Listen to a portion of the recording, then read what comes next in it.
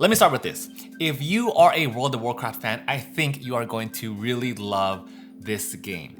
It translates over, like with the whole WoW IP, it translates over so freaking well. Like my jaw legitimately dropped when I opened up the box and saw the Lich King miniature. Like just look at the details behind this mini. It is insane. Seeing this miniature honestly brought back so many memories because honestly, Wrath of the Lich King was definitely my favorite expansion for WoW. So seeing this in board game IP form, it's so freaking cool. And on top of that, all the miniatures, I thought that all the heroes that you're gonna get were gonna be like tokens or like standees at the best, but they ended up being, I didn't see this at first when I opened the box. They were on like the other side of it. And then when I opened it and I saw all these miniatures here, I was pleasantly surprised. I was like, wow. This is so cool to see Jaina, Thrall, Sylvanas, Tyrion, and all the other heroes. It's so cool to see all of them in miniature form. You also get 3 abominations and like an army of ghouls that you can play around with on the board. And just seeing those components, honestly, it felt really good because it's so nice to see with such a big IP, this translated over and given justice to the epicness that World of Warcraft is. So just from a component standpoint, honestly, it is top notch and I'm so happy to see how they all came out. Okay, right before we dive into the review, a couple of quick things. First off, if you want to see the cinematic, if you want to see an overview of how the game plays and like specific mechanics and pretty much a preview of the board game, I have made a video here. Do not miss out on that cinematic video. Definitely check that out. And also, this video is not sponsored by Z-Mind Games. They did not ask me to make a review video, but I just have to talk about this World of Warcraft Pandemic board game. It's so freaking cool. Spoiler alert, I really love the game. So there's that. And last thing, I have played this game 4 times. I skipped the intro level difficulty because no one plays that weenie stuff. So I skipped that, went on to normal and heroic, and went on to mythic level difficulty. With mythic level difficulty, I got put in place real fast. So I have not yet been able to beat this game at mythic level just yet. I've also only played this solo, so if you plan on playing this game cooperatively, stick around because a lot of the mechanics are pretty much the exact same. The only difference in solo mode is that you're controlling 3 heroes versus just 1. So with that, let's talk about how this game plays. Let's start off with probably the mechanic that you're looking forward to the most, one that I always look forward to in every board game, and that is combat. Now combat here, yes, you are just rolling dice, but do not let that for a moment dissuade you from not playing this game. Now combat does get modified depending on the random hero cards that you draw, the region that you're fighting in, and also your hero's unique abilities. So for instance, Sylvanas being a hunter class lets you deal damage from 1 tile away. Thrall does Chain Lightning, which inflicts AoE damage to adjacent spaces. And then Tyrion gives you the option of converting shields into damage. So even if combat is simple with dice rolling, it keeps the pacing of the fights overall really quick, really fun. And instead of having like one long convoluted fight where you're calculating a lot of damage and going through different phases, instead you're fighting more often. If you like that about board games, you'll definitely enjoy that for the World of Warcraft Pandemic version. Honestly, it just feels like you're back in the MMO, you know, as if you're playing like a Frost Mage, throw a couple Frost Bolts, move back, hit a couple Frost Novas, shatter Ice Lance, do all that good stuff, and then you move on to the next mob, and it just works for this game. I love combat in games. I feel like I'm a pretty harsh critic when it comes to talking about combat, but for this game, I feel like for pacing and how it integrates with all the other components and the gameplay overall, it just really works and it keeps things going quick, easy, fun. Now, what I love the most about this game is actually the decision making. It is so impactful in this game. Let me tell you about a little instance that happened in my second game of playing through. And no joke, this actually happened. In one of my games, I had the Scourge track at 4, which means every single time that you're spawning minions, you're gonna be drawing 4 more cards to spawn in 4 different areas. My Despair marker was second to last. If it goes to the last one, then the game is over. I was playing with Thrall, Sylvanas, and Jaina. Thrall was using his Chain Lightning to reduce the crowds of ghouls from 3 to 2 because if the 4th ghoul spawns, then the Despair marker will go down 1 more, meaning the game's over. Hitting a 4th ghoul also means an abomination would also spawn. Not that it mattered anyway because all 3 abominations were already on the board. These abominations chase your heroes on the board. And that really mattered because for Sylvanas, she was already at 1 health. If 1 more reached her, then she also would have died, and it also would have been game over because once your heroes die, the Despair marker advances twice, and you lose all cards in your hand.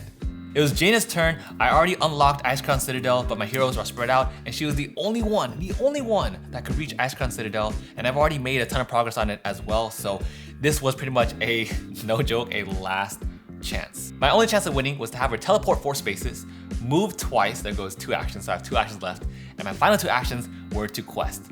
So I moved her to Ice Crown Citadel. I performed the quest actions by rolling dice.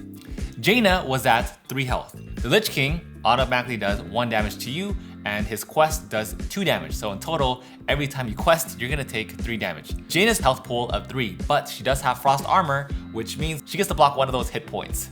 The quest only had 3 spaces left in order for me to win the game. So with my final 2 actions, I performed my first quest action, and I only moved it 2 spaces. I literally had 1 more space left. I just had to roll 1 attack icon, because then she took 2 damage, with her frost armor reducing 1, so instead of 3, she would take 2. She has 1 health left. All I needed to do was just roll 1 more attack icon left, and I rolled it, and I got it. And it was the most satisfying win ever. It was so close. It was such a close game, and honestly, that tension, that build-up was just so satisfying and rewarding to just play through, that it made me love the game even more. I can only imagine that tension, that build up throughout your entire journey of playing this game build up and be amplified with a whole group of your friends, family, and so on. Now, realistically, can you expect all of your games to be just like that? Of course not.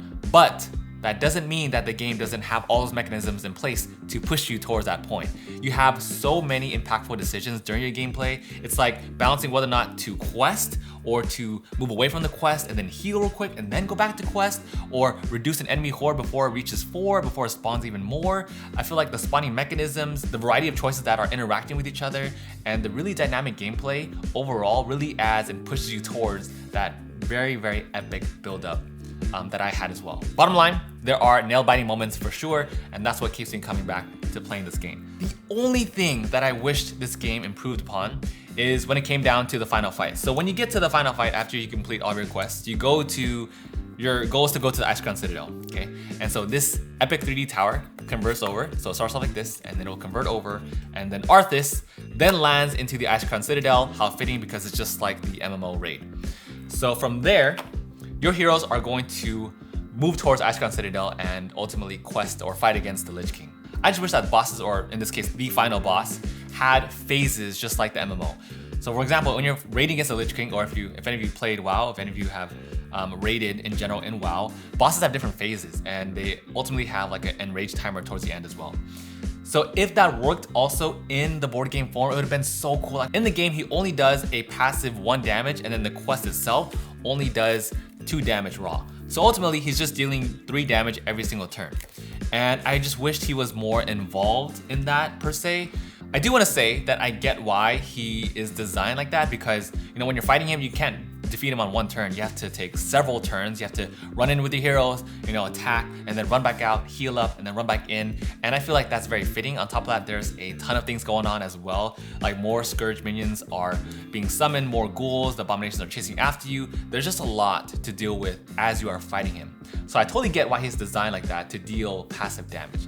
But I think it would really elevate the final boss fight and make it that much more epic than it already is if he were to have different phases of like his boss fights. For example, let's say you're making progress along the quest, right? And then all of a sudden you reach phase 1, and then he has a card or a set of cards that you randomly draw, and the one card is Howling Blast, and then he pushes your heroes out 2 spaces away from Icecrown Citadel. And then you keep progressing along the quest, and then all of a sudden he initiates phase 2, and you draw another card, and it's Necrotic Plague, where all your heroes are having damage ticked down. So every single turn, they have to take 1 damage passively as well, no matter where you are in Northrend. So it's like a full-on dot, like it would be in WoW. And then, hear me out here, okay? The final phase, the enrage timer goes off, and he just summons a horde of minions along every single adjacent space of Icecrown Citadel. He summons all of these ghouls, and those ghouls now have the same abilities as abominations, and they will run after your heroes just like they are, or just like they would in the MMO, right? So they would chase after your heroes, and you just have to deal with that, all that going on during that final boss fight. I feel like it'd be so much more rewarding and just really raise the bar for that final fight. But as the game is, without all the hypothetical things that I mentioned, as the game stands, I think it's fine. I think it's still really fun just having that final boss fight and converting the 3D tower and just trying to deal with him along with all the other stuff that you're dealing with on the map. I just think that those phases can still be added on to like a later expansion, because ultimately it would just be like a deck of cards, right? Speaking of expansions, I feel like with the regions mentioned here, like with Ulduar and Naxxramas, I feel like it would open up the possibility to have more bosses in the game as well in a future expansion, like Kel'Thuzad. The game hasn't even come out yet and I'm already asking for an expansion. I feel like that kind of just ensures that it is a great, high quality game. Overall, here is my rating for the Pandemic World of Warcraft Wrath of the Lich King board game. I'm giving it a 4 out of 5. It integrates seamlessly from the Pandemic system. I think the Lich King and the Scourge Outbreaks is so fitting for this game.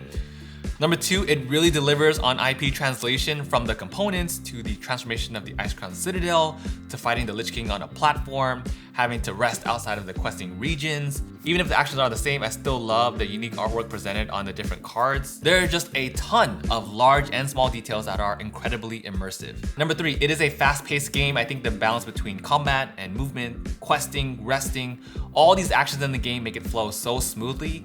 Dice rolling and combat works because it keeps things random and fresh. There's a ton of interaction between character abilities, hero cards, passive influence from the Lich King, the random spawns that you're fighting on, and so on. Number 4, the decision making in this game is definitely the true highlight for me because they can really impact your situation and how you choose to adapt to them. I just really love that.